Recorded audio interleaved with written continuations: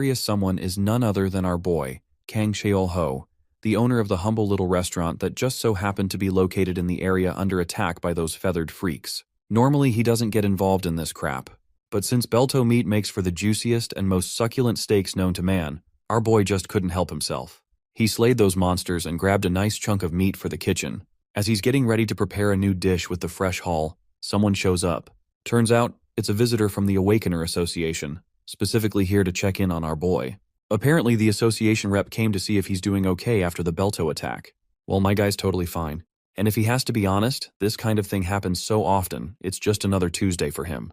The representative is relieved to hear there weren't any casualties, especially since most of the residents had already evacuated. Minimal damage is just good news all around.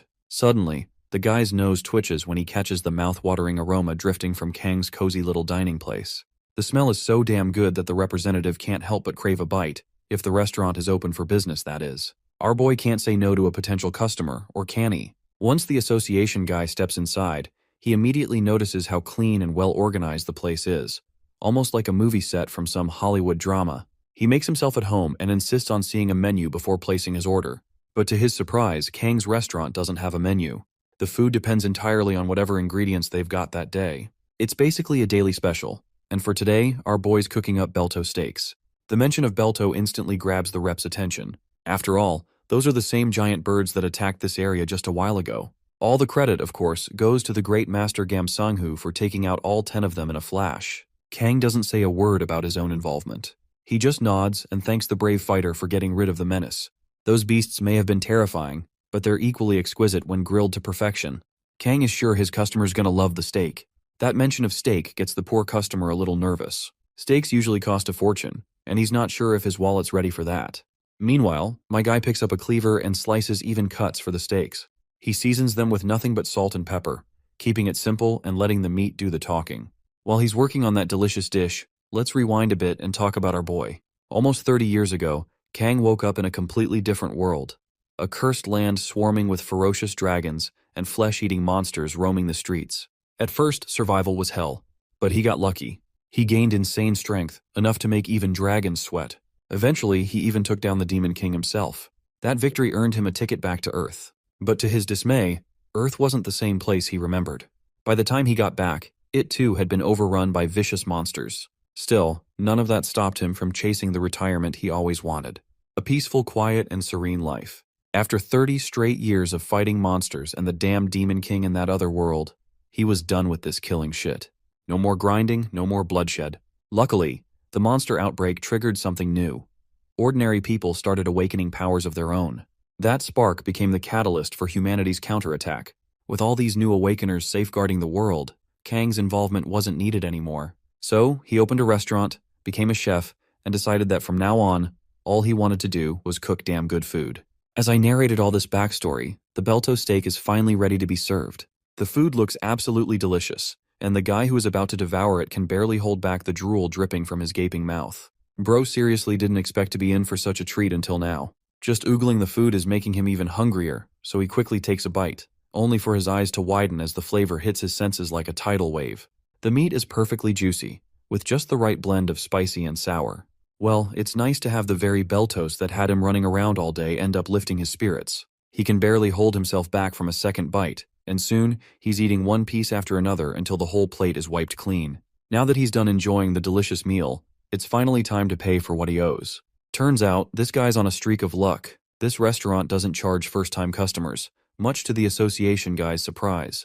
He can't believe he just had a 5-star meal for free. All his fatigue has vanished, and he feels revitalized from top to bottom. After such a good experience, he's already looking forward to making more memories in this little restaurant. That said, he still insists on paying for the pleasant experience. Since the guy won't back down, Kang agrees to take $10. The suit guy happily pays and before leaving makes a request. He wants Kang to stay safe. Times like these are tough for non-awakeners, and it's dangerous to be stuck in a place swarming with monsters. As a precaution, he tells Kang to evacuate immediately if anything goes down, and even hands him his business card in case help is needed. Compared to a few years ago, when this area was practically a wasteland, it's very good to see commercial hubs like cafes, bars, and markets thriving again. He reminds this Goldie chef that he's just one call away if needed. As the man walks out, Kang is left reflecting on how indeed tough this era is for non-awakened folks. That's why he's got mad respect for people like the association guy, folks who put their lives on the line to serve the public. Kang then proceeds to taste his own food, and the moment he takes a bite, he's thoroughly satisfied with the flavor. Night descends, and our boy is just about to wrap up for the day after a smooth run. But before he closes up shop, he decides to make some snacks out of the belto eggs he brought earlier. As he's figuring out what kind of dish would truly bring out the flavor of this one particular egg, the door slams open. A guy storms in, not even trying to be polite, and starts yelling at Kang. Of course, our boy has no clue what this guy's deal is. From all the ranting, we gather that this stranger is here to claim what apparently belongs to him. To understand what's going on, let's rewind a few hours. Back in the Seodaman traditional market, tons of peddlers are out trying to sell their goods. Through the hustle and bustle, our boy is seen walking around, looking for ingredients to restock. Ever since monsters showed up, livestock and fresh veggies have become rare, so even basic ingredients are hard to find. Humans now have no choice but to explore alternatives to meet their food needs. But many folks are still hesitant to integrate monster meat into their diet. Slowly, though, people have started warming up to the idea. Maybe because this monster meat tastes way better than anyone expected, or maybe because it's dirt cheap. Either way, those who still refuse to eat monster meat rely on lab-grown food and artificial veggies. Still, nothing beats the flavor of actual monster ingredients, which is why the Seodaman monster market has exploded in popularity with its variety of widely available monster ingredients. One peddler is selling some fresh belto eggs. Although even the peddler isn't 100% sure if they're truly belto eggs, since different monster eggs tend to look pretty similar. Though according to the Awakeners Association's inspection, these have been categorized as belto eggs. Before buying, Kang decides to confirm for himself. He uses one of his abilities, known as Detect Eyes. It's a skill he stole from a silver dragon named Canis, the ruler of the northern mountain range in his previous world. The ability lets him see the stats and info of any target. Bro swiped that ability while catching the Demon King, and to this day, it's one of his most used artifacts. A bunch of notifications pop up, confirming that only one of the eggs is from a belto, while the others are totally different monsters. Thanks to this, he's now able to see through the scams of these sneaky peddlers trying to pass off third-rate goods as premium. As Kang finishes buying the eggs, one particular egg catches his eye when his artifact fails to reveal any information about it. Seeing the rarity of the egg, he decides to take that egg too. Back at home, he breaks open one belto egg and cooks it immediately, whipping up a delicious belto scrambled egg. The rich aroma and taste instantly bring back memories, those rare moments when good food was a luxury, and the camaraderie shared with comrades on the battlefield. The creamy and savory flavor from the combination of belto egg and cowhall milk tingles on his tongue, soft and satisfying. Closing his eyes to savor each bite, Kang feels strong longing for those faces now gone. Then, his attention snaps back to the mysterious egg, the one his artifact cannot read. From what he knows about this dragon's artifact, their artifacts form naturally when they receive their powers. While dragons can influence lesser monsters, they cannot affect their own kind. That's probably why the Detect Eye failed, because this egg must be a dragon's. Well, that's gotta be some mad luck that had him stumble upon a coveted dragon's egg of all things. As Kang contemplates what dish to make from it, the door suddenly bursts open. That redhead dude storms in, yelling and demanding the item that belongs to him. Kang immediately senses something unusual. Just like that egg, his artifact refuses to show any details about this guy either. It's now obvious that this fiery stranger is a dragon. When Kang calmly asks him about it, the man explodes in rage, flames flickering wildly as he demands to know how our boy knows his identity. Kang warns him to calm down or he might burn the furniture, but the dragon insists on answers first. Not wanting a fight that could turn his clean restaurant into a mess, the restaurant owner admits to having the Detect Eye artifact, the power to see any being's stats, except dragons. The redhead snaps back, curious how Kang got such a rare artifact. Kang hopes this guy possesses the Detect Eye artifact too, because if he knows what this artifact is, it will be easy to explain everything. The dragon guy, meanwhile, finds it quite unnerving to see how calm and composed our boy seems while standing up against a mighty dragon. That's when he notices a knife forged from blue dragon scales, though our boy treats it as nothing more than a kitchen knife. Then there's the cutting board, carved from dragon bone. Being a dragon, the redhead is absolutely livid. Using parts of his kin as kitchenware is insulting beyond words. He roars with his flames intensifying, but Kang sighs in tired exasperation, knowing this will be a drag. The dragon throws a massive blue fireball, but my guy calmly grabs a nearby frying pan and smacks the fiery orb away with a perfect home run swing. Using his godlike speed, he further rushes the dragon and slaps him hard across the face with the pan. The blow triggers buried memories in the dragon. That familiar voice echoes from the past. Back in the previous world, Kang once appeared before the mighty Dragon King and demanded his artifact. He wants to defeat the Demon King as soon as possible, so there is no time in arguing. At that time, this dragon dude was just a kid then, and his father was the artifact's original owner. When the father refused to hand it over, the son knew his family's fate was sealed, because our boy was widely known as Lycus on the continent. Snapping back to the present, Kang orders the redhead to clean the floor properly before things get ugly. Reluctantly, the dragon grabs a mop and bucket to wipe away the scorch marks. While the child of dragon scrubs, Kang asks where he's from, curious how this fiery fellow knows so much about the Detect Eye artifact. As we already saw in the flashback, this bastard was born on the continent of Espan, a place in the previous world where our boy had fought the Demon King. Turns out this dragon guy crash-landed in the new world through an open dimensional crack. The mention of the continent of Espan jogs some fond memories for our boy, and it doesn't take him long to realize that the familiar monsters he's been seeing lately must be from Espan as well. Kang then introduces himself with the title he used to hold in that old world. He was called Lycus, but in this world, he goes by Kang Cheol-ho. By now, the dragon guy is pretty darn sure that Kang is the same guy who messed with his father. Under Kang's strict supervision, that bastard finally manages to clean up the place like it's brand new. Since the task is done, our boy grants him permission to leave with his dragon egg. It looks like this child of a dragon has one question he wanted to ask: why he never returned his father's artifact after defeating the Demon King. Kang curiously asks who his father is, and the polite son drops the name, Ekmund Rex. Well, looks like our boy remembers that Rex dragon. No wonder this bastard's aura felt so familiar. Back then, this bastard was just a kid, child of that mighty dragon. The kid in question can't help but tremble when Kang urges him to come closer. Seeing him terrified, our boy promises not to hurt him. After all, he stopped beating up dragons 30 years ago. But the dragon doesn't trust him. After all, Kang doesn't look like someone who's aged 30 years. Kang then asks how old the dragon is, and the dragon promptly replies that he's in his 50s. In response, our boy reveals he's around 60, making him older than the dragon kid. Of course, the dragon's not buying it. Unless Kang is the child of an elf, no way he looks that young at 60. He's got a pretty good idea what a 60-year-old human looks like, and this monster slayer sure ain't one of them.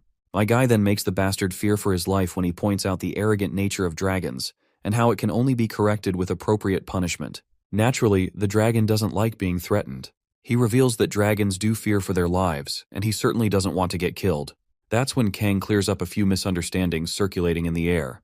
The scale knife and cutting board he owns were gifts. He didn't kill any dragons to get them, though he does admit to beating up a few. He never killed one.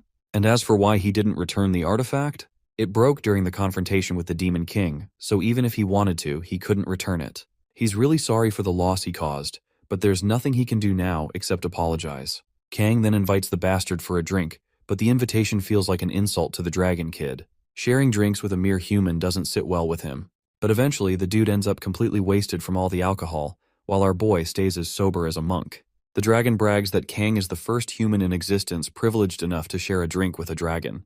Well, our bro isn't impressed. It's not the first time he's been given the title of first human in existence for something. Anyway, he asks who laid the egg. After all, the dragon kid's still too young to do that. Of course, the redhead is a little flabbergasted by the audacity of our boy to say such a thing, especially since male dragons can't lay eggs. Turns out the egg is actually the younger sibling of this red guy.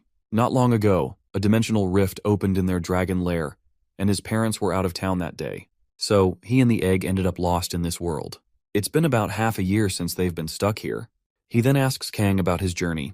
There were rumors in Espan that he went missing after taking down the Demon King. He wonders if Kang didn't come straight to Earth, and where did he go during that missing time? Kang claims that he had something important to take care of. Once he finished that, he came back to Earth.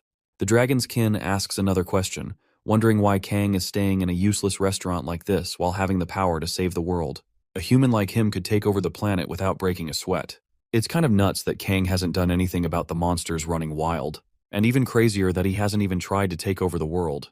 After all, humans are all power-hungry, war-seeking, self-centered, selfish bastards. He still remembers how, once the Demon King was gone, humans immediately started fighting each other instead of enjoying the peace. Kang acknowledges that human nature is exactly as described, but he just isn't interested in that kind of crap anymore. He's bored of it. After fighting monsters for 30 years, he doesn't crave power or authority anymore. The dragon kid doesn't really believe a word coming from a mere human. Either way, Kang tells him to take good care of his one and only sibling.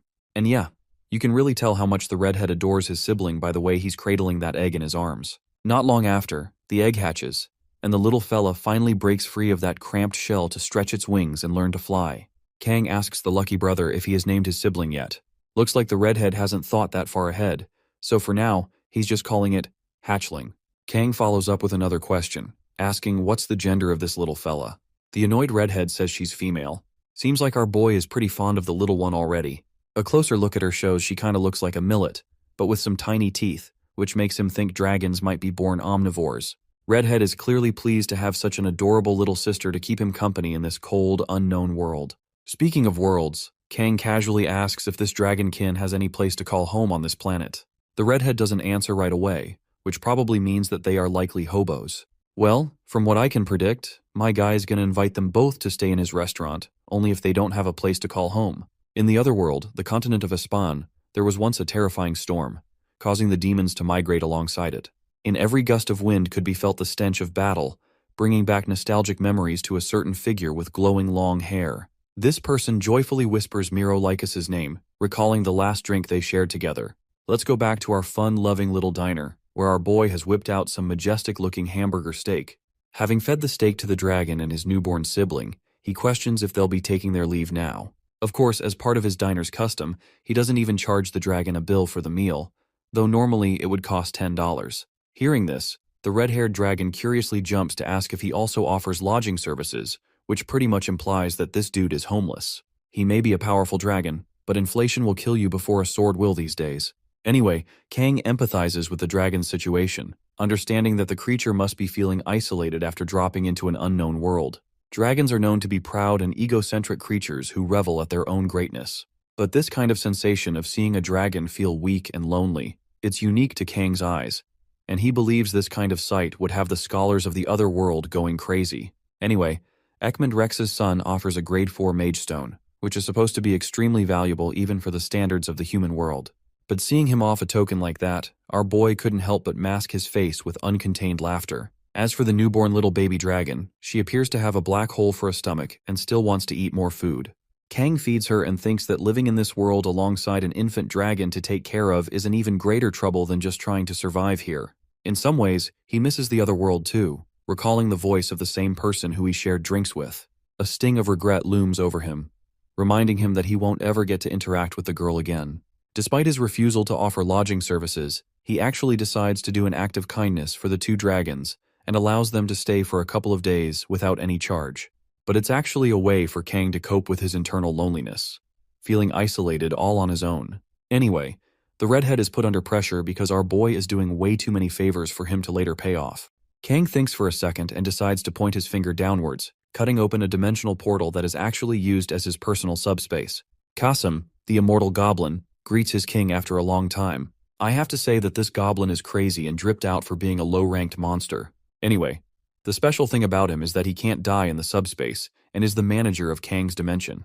Qasim respects Kang by addressing him as the king, but our boy isn't one for royal names, so he just keeps it simple. Qasim questions what he's looking for, imploring the man to request for the number of magic stones they have inside the subspace. The manager reveals that there is a nearly infinite amount, but when it comes to the highest quality magic stones ever, they have 5 of those and 120 of the normal high-ranking ones. Kang casually chucks the grade 4 stone to Qasim to add to the subspace, who takes it without any questions. He's just about to end his conversation when he suddenly remembers something. Meanwhile, the redhead dragon is out here speechless, because he can't believe the fact that even the top-ranking magic stones are nothing to this guy. Qasim politely bids farewell to his king, before recalling him as the ordinary Kang Cheolho of the human world as he leaves. With that settled, our boy gets up to task the redhead dragon with a bunch of duties for him to take care of.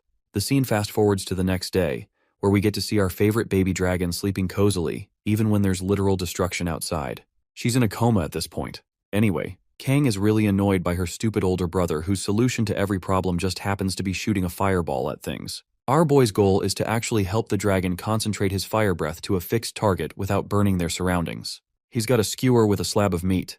The dragon torches the meat to a beautiful color, perfecting what Kang was looking for. He's also pretty shocked by the kind of rapier that Kang extracted from the other dimension, because even though it's used as a skewer here, it is unaffected by the breath of a dragon. The weapon is called the Recapel shaft actually, named after the skilled dwarf Recapel who put his entire life into forging the divine weapon. It could be considered one of the greatest weapons in the entire world. But hilariously, Kang's out here using his best inventory as kitchenware, the same inventory that people would kill to obtain.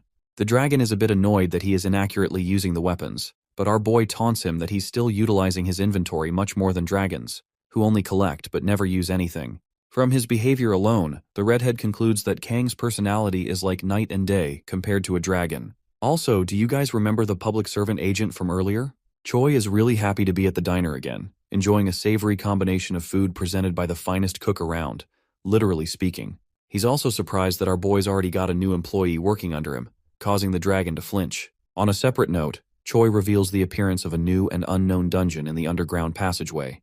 Because of its appearance, Seodamun is recruiting awakened hunters to bring down the threat. Let's explore how a dungeon is formed or what it represents in this world. Kang internalizes that they're supposed to be storage grounds for monsters, acting as a portal or a gate between and across different dimensions via dimensional rifts. Now, that's actually the same way he ended up in this world too, which goes the same for Khan, the child of Ekmund Rex as well. Our boy inquires about the difficulty rating of the dungeon and discovers that it's supposed to be at the grade 5 level at the least, which also means Kim Sang-hoo and his team Zenkaku will be deployed to take on the threat from the Seodaemon's side of things. He's the same guy from the beginning of the story. From Sinchan's side, there will be Cheon forwarding with her own team. It's a name that not even our boy has heard of. But as it turns out, Seodamun is guarded by the Spear Mage, while the Sinchan region is under the protection of the Ice Witch. The closest reference to this girl's character is Esdeath from the Akamega Kill series for me. Anyway, Choi points out that a backup team is underway just for insurance. That's why they were on the lookout for applicants. The public servant agent expresses his own sadness. His heart breaks every time he sees a job post for a dungeon, but unfortunately not everyone lucks out with the awakening process. Only the best of the best are chosen for the job, and it's really sad how they've all got families to feed, and yet they can't join because of their ranks. In some ways, he thinks the unawakened people have it better in this life, a safe and steady job without any risk of death. Realizing that he's running late, he concludes the conversation and thanks our boy for the exceptional meal like always. Even more so, Khan is most impressed that his contribution is receiving some praise. Kang wonders if he should head out and purchase more Idaho meat to reinvest in the business. So he does exactly that, and goes to the marketplace for a list of ingredients. While he's talking to the butcher, Kang overhears an announcement to join the raid party. The guy in the distance resembles someone he saw back then. It's actually the Spear Mage Sang-hoo, known for being a grade 2 awakened warrior. It seems like Choi's words prove to be true because they really are looking for a party. Speaking of parties, let's talk about the assault groups, which in this world are called the raid parties. It's pretty similar to your average RPG game system, a format that Kang personally enjoyed back in his days. The world now resembles no differently from a fantasy game, and so the rules are easy to understand. But that's not the only thing. If you guys have played the recent game Marvel Rivals, maybe you'll have noticed an influx of DPS players and a shortage of tanks and healers, right? It's the same in this world. The damage-dealing roles are saturated and less reliable compared to the few and far beyond healers and tanks. Unfortunately, because of the saturated position of DPS class, not everyone gets to join the party. The scene reminds Kang of the public servant's words, who touched upon the miserable life of those who weren't exceptional and struggled to find work. But at this point, our boy thinks the guy should focus on worrying about himself instead of focusing on other people. Speaking of which, a random man checks his wallet and finds nothing inside. He sulks in misery and defeat as he doesn't have anything going for himself. Returning home, Kang is looking for the redhead dragon but finds him nowhere. The kitchen is spotless, which is good. Suddenly, the man from before enters his diner with a troubled expression on his face. He's even embarrassed to ask for ramen, but Kang is a good guy and tells him there won't be a problem. In his mind, he reflects how the tradition of using ramen as a cheap meal still hasn't changed from the 30 years that have passed, even though inflation has hit hard on simple food like this too. Before he starts making it, the man inquires for the price of the ramen, causing Kang to reveal that it costs $2 only. This revelation alone brightens up the man's expression as he orders 5 bowls right away. Kang is pretty darn impressed that the guy has an appetite for eating all that food in one go. Sensing that something is out of place, he activates his Detect Eye skill, allowing him to peer into the man's intentions, learning that his class is actually called the God of Food. It's a really weird and unique ability at first glance, but it's not like our boy is unfamiliar with it as one of his teammates once had it. Basically, it helps you gain a ton of strength the more you eat food. The ingredient quality also affects the outcome, but one can make a shit ton of gains and get a Mr. Olympia physique if they keep on consuming high-level monsters. At the same time, it's difficult to get the ability to progress in the early stages, and it only blossoms into its fullest when consuming high-grade monsters. To top it off, you're usually always hungry, though those effects begin to subside after leveling up and getting better at the skill. Well, that's clearly not the case for this guy because he's far too underskilled for his class. Kang decides to go ballistic and serves an extra large platter of ramen with grilled ataho meat as a topping. It's probably the kind of ramen that college students would die to eat every day. The shocking part is that he added the ataho meat as a freebie from his side, reflecting his good nature, conscious that some people just have it really rough in life, which is also why they have a tendency to die sooner in battle. If the man shared a different personality, Kang was planning to ignore him completely. But with this, he thinks the effect of the ataho meat will boost his power to some degree. Also, Kang shares that the first meal of the day is on the house as a custom for his diner. By the way, he's talking about ataho meat and not ramen here. The man decides to eat a savory bite of the meat, enjoying its delicate taste. He can't believe that the meat could be tenderized to this savory extent. Next, he takes a large column of ramen and literally goes on to finish the whole meal. His mood lifted, he thanks the amazing chef for his kindness. He tries to whip out some money from his wallet when suddenly a bunch of stuff falls out. Kang strangely notices a necktie and collects the money. The man quickly leaves but promises to come again. Judging from his attire alone, Kang wonders if this guy wants to impress someone with the way he was carrying around that tie. It only adds to his understanding of how difficult a life is in these times. A while passed, and that broke guy stumbles across a gate while walking around. The dimensional gate hovers over the skies, causing an immediate evacuation of the civilians and barricades to be put up in places. The same man from before urges to join the battle as an awakener, but when asking about his rank, the poor guy stumbles with an explanation of his ability related to food. Unfortunately, he is told that they can't just use any average awakener to join the battle against a powerful dungeon like this. Even the best team members have returned with certain injuries, so it's not easy to allow just anyone. He's told to evacuate to a safe location when suddenly he notices one of the healers. This girl is actually his very own daughter, and he rushes to find her. He scolds Mijin for coming to such a dangerous location when her focus should be school right now. The poor girl shares that she couldn't sit around with the number of injured people around, which is also why the school mobilized some of its students to help out. But she's even more confused to find her father here of all places. She doesn't require his help and even lashes out against her own father when all he has is a shitty ability to eat and work. He doesn't even come home to check on her, and yet he's concerned out of the blue. In a way, Mijin resents her father because not only does she have to work to earn points for a scholarship, but now he was making her seem pathetic too. She shoved him away, causing the necktie box to drop from him. Mijin coldly reminds her father that he doesn't even have a weapon to save his own ass. Speaking of the Awakeners, the spear mage Sang-Hu arrives and concludes the end of the dungeon raid. The aftermath of the battle requires the healers to nurture the injured warriors, so Mijin has to rush to their immediate rescue, leaving her father feeling useless in the end.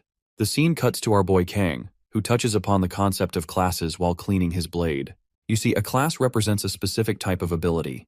There are basically 5 grades or stages to reach the top proficiency level. Now, when it comes to their country in this world, Awakeners are supposed to nurture their skills in a cipher school system, which is basically similar to a normal school, except it is aimed to help the Awakeners. Upon mastering the first stage of the Awakener class, one gains the ability to choose a second class depending on their own choice and environment.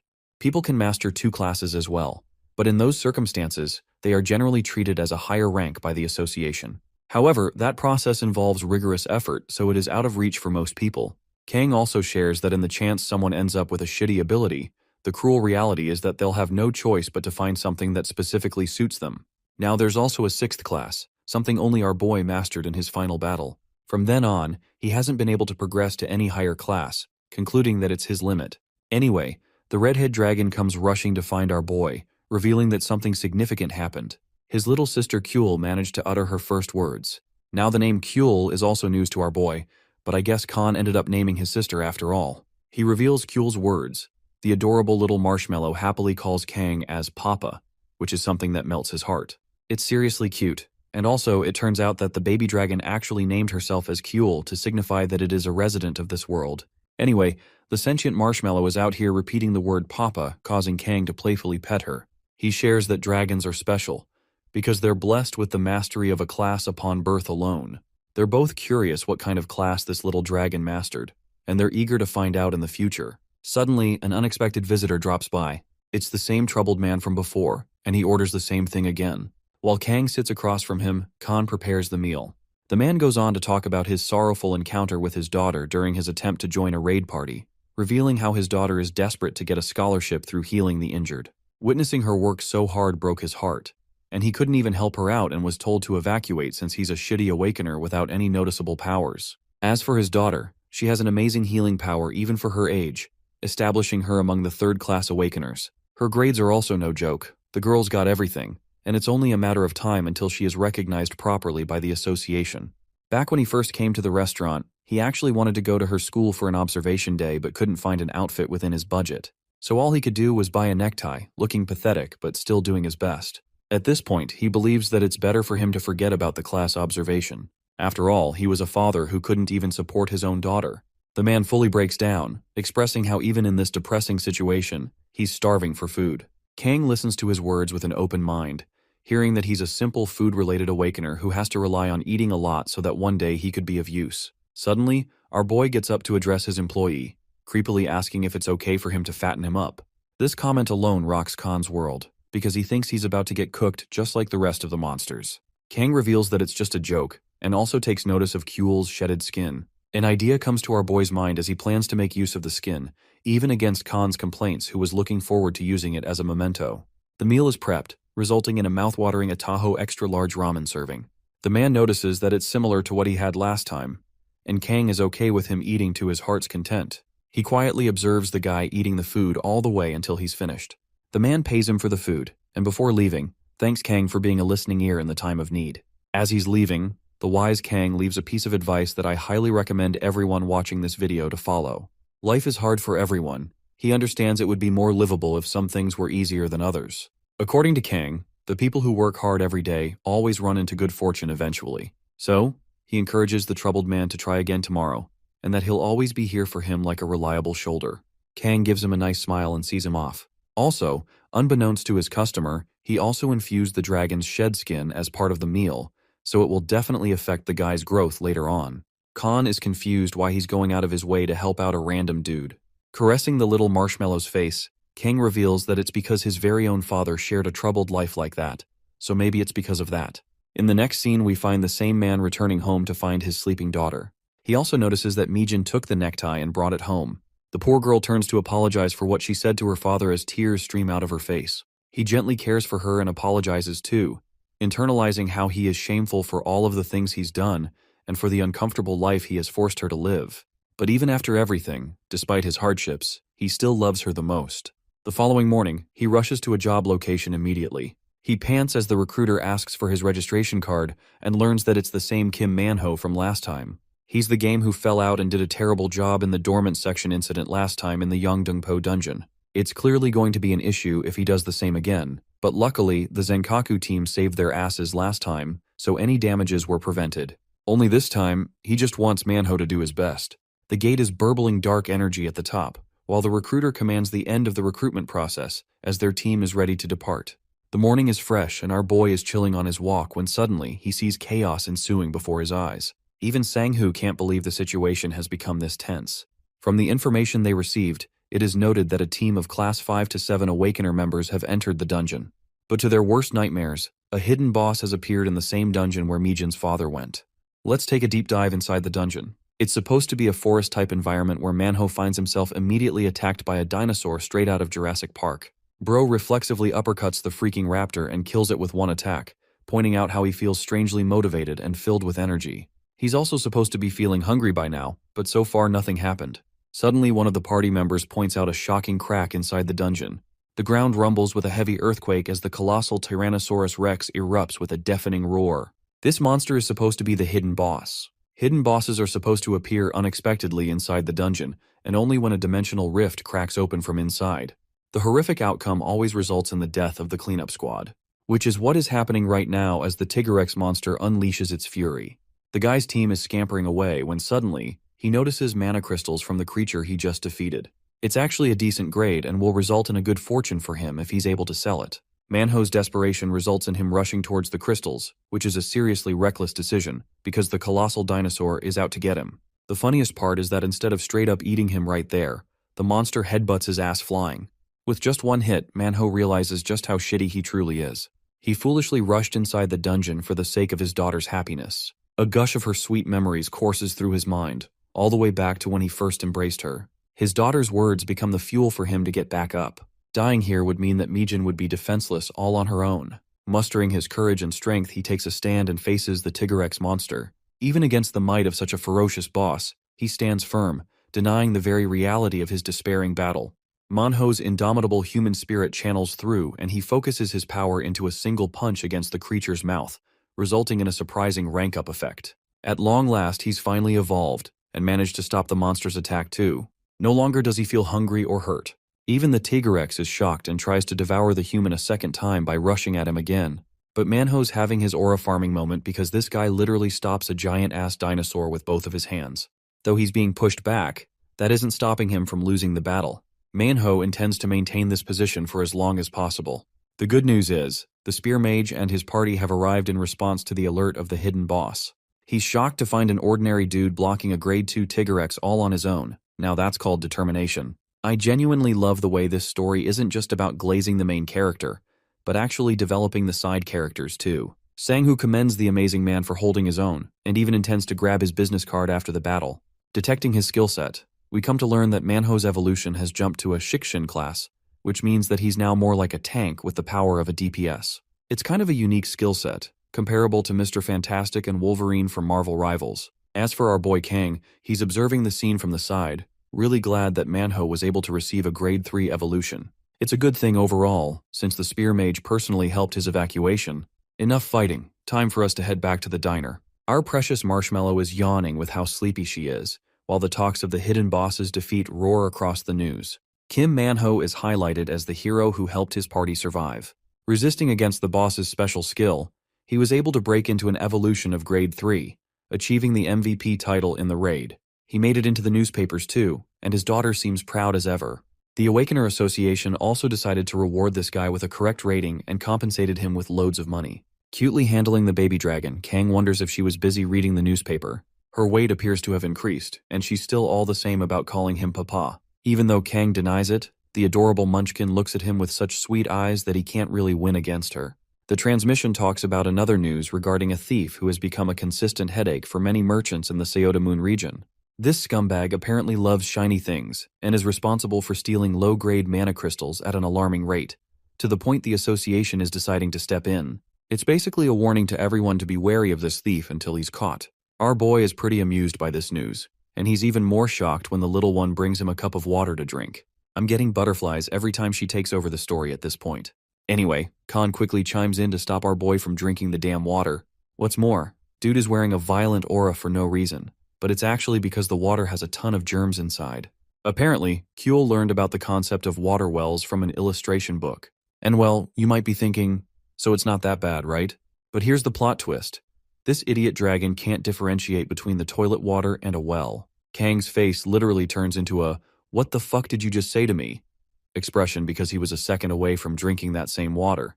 The funny scene transitions into Choi's third visit to the restaurant, and he's really amazed by the kakdugi that Kang made this time. What's more, Manho arrives at the diner looking like night and day from his earlier appearance, and he's brought along a friend too, the same Spear Mage captain who has heard many stories about the diner and its owner. Choi stands up in shock and respect, while the Spear Mage is a bit underwhelmed to find an agent from the association here of all places. The agent is rather astonished to discover that Manho is associated with the Spear Mage. Also, it turns out that Manho has obtained a new identity for himself as the Shikshin warrior, who performed exceptionally well in a recent raid. From this interaction, our boy learns that after doing something commendable in this world, a new name is attached to your old one. Manho is really grateful for the kindness that the owner of the diner showed him when he had nothing. On the flip side, Kang expresses that he was anticipating his arrival. Like always, ramen is the guy's usual order. As for the Spear Mage, he wants to try the same. The meal is served and well, Manho obliterates it like usual in one go, impressing the captain with his appetite. He recommends Manho to head off to visit his daughter's school because it will take him a while to wrap up his side of the food. He doesn't want Manho to needlessly stick around when he's free and allows him a day's rest for now. So that's how the guy ends up leaving, while our boy is impressed by the quality of their healthy work relationship.